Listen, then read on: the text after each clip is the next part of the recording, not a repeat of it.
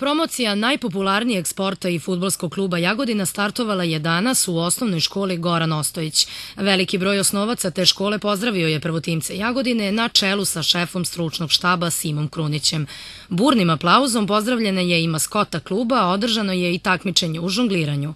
Pobednicima su uručene lepe nagrade u vidu majci, šalova i suvenira fudbalskog kluba. Program je krasila lepa atmosfera i navijanje.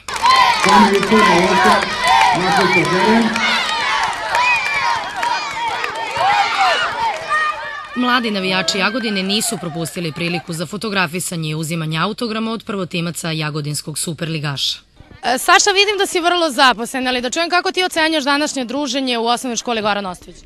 Pa dobro, svaka manifestacija je dobra i promovisanje fudbala u Jagodini, tako da zahvalio bi upravi i cijelom rukovodstvu na tome i bitno je da deca se bave sportom, nebitno da li fudbalom ili košarkom, rukometom, ali fudbalski klub Jagodina će uvijek ispoštovati svu decu i nadam se da će ovo služiti i da će deca početi sa fudbalom.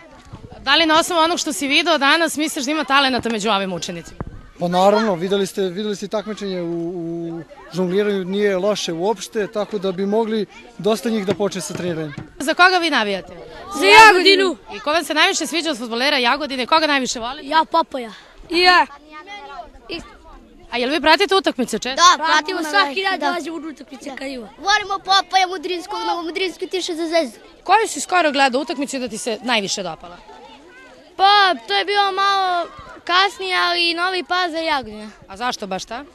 Pa, bile su dobre utakmice i mi smo pobedili. Mi volimo ovakva događanja, mislim da je ovo pun pogodak doći u dvorište deci na noge, da kažemo da vide da su ti veliki fudbaleri, jer naši fudbaleri su prva liga, znači da će Bog da će sledeće godine učestvovati i na nekim višim takmičenjima u Evropi, ali da vide da su to fudbaleri koji su počeli kao i oni ovako mali i da i oni mogu, ako sada imaju taj svoj san, da postanu fudbaleri i dobri đaci i fudbaleri, da imaju od koga i da uče i da je to jedna najpozitivnija strana u životu ovog kluba, jer mislim da na mladima sve ostaje, a razvijati ih u svesne, sportski nastrojene mlade ljude, mislim da je to najveći uspeh i društva, i škole, i svih nas. Samo bi mogao da ih pohvalim i da kažem da je dobra organizacija, da im se zahvalim još jednom